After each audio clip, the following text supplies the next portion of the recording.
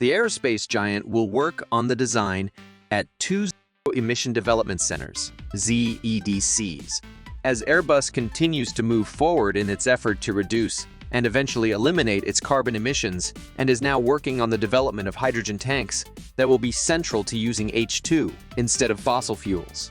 H2 has 3 times the energy density of conventionally used jet fuel without the greenhouse gas emissions.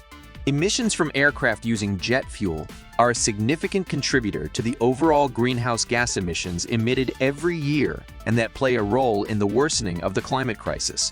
Aircraft makers and airlines working on reducing their carbon emissions are looking at H2 instead. That said, the clean fuel can be used in any of several ways, so the technology is still under development. Gas turbine engines conventionally used in aircraft can be modified to use liquid H2 combustion instead. That said, for that option, as well as hybrid options that use H2 in combination with other technologies, also need a way to contain the H2.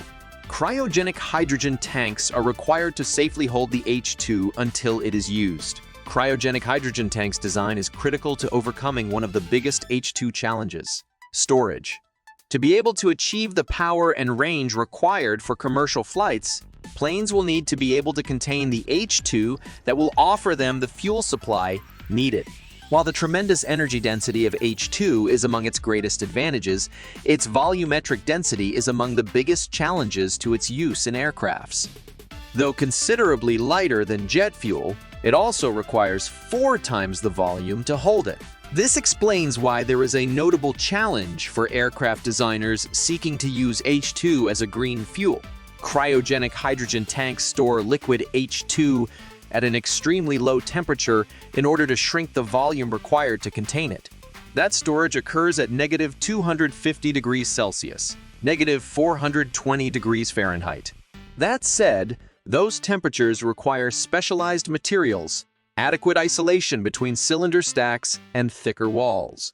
Airbus will need to focus on overcoming each of those challenges in its H2 storage development.